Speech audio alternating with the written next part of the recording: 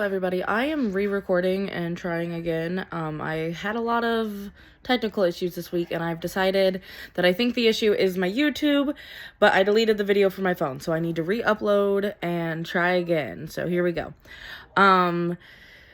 Starting with the first question it asks, one of the main causes of water shortage and the worth of water, they talk about drought and overuse of limited clean water supplies. In South Africa, some communities went years relying on rainwater because their other water sources had dried up, and that was really their only option. And one thing that brought to mind for me is that there's a lot of places in the United States where collecting rainwater is illegal, and that's insane, because then to me that also is like a big government issue as well. It's like they're almost trying to limit that source for a lot of places around here. And then also human activity, overusing rivers, pollution, poor water management really contributed to the problem and made it worse. And as a result, people and wildlife and crops and everything really suffered. Talking about the impacts, humans face health problems, and then of course there's food shortages because the crops were suffering, and then economic strain as well, also from the crops suffering. And then talking about animals, when they talked about the manatees in Florida, that's kind of insane to think about, that many manatees, I think it was like over 1,000, they said, in like a year, like a short time span, lost their life because their main food source was gone because of pollution. And that is wild to think about. It's something you don't really think about, is like how seriously it impacts.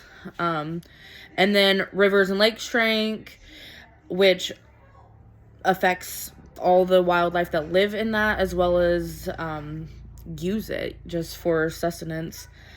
And then also it increased fire risks, and that's a big thing in Oregon, is there's a lot of fires, and if you don't have that water supply to fight the fires, then that's even worse. And then also it affects the community and the economy, because once again, crops, animals, all those things. Talking about the solutions, in London, they talked about they invested in a large sewage treatment system, and then there was a lot of cleanup efforts to restore their rivers, and now it is one of the cleanest urban rivers. And then in South Africa, they talked about drilling into the underground and aquifers to help the communities access clean water. Sorry, I feel like I'm out of breath for some reason. And then in Florida, wildlife organizations really came together to rescue and rehabilitate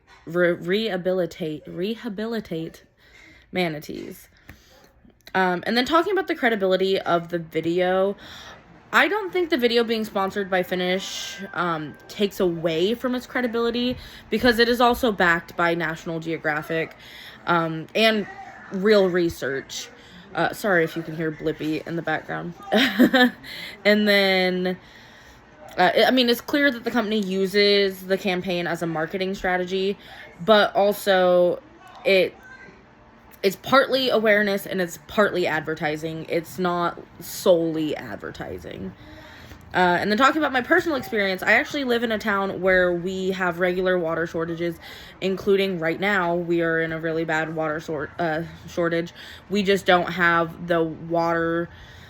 They haven't updated our water storage or water treatment or anything in decades, longer than that, like not in my lifetime probably. And now it's coming to a head where it cannot sustain the town.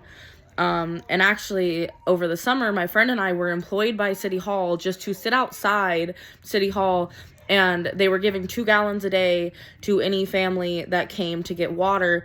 And people decided that wasn't enough, I guess, and they would come in the middle of the night and try to steal it. So my friend and I were employed just to sit there and watch the water, and multiple times we had to tell people that they couldn't take it, and if they were going to take the water, we had to call the police. which is insane because we still have, like, they still have water, they still have running water, but they're very limited on what they can do with it. And it's crazy that people go to that extent with just the panic.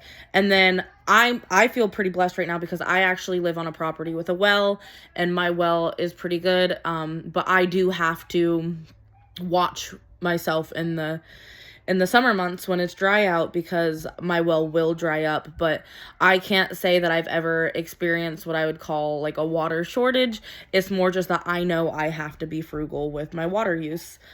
Yeah, that is all. Hopefully this one works.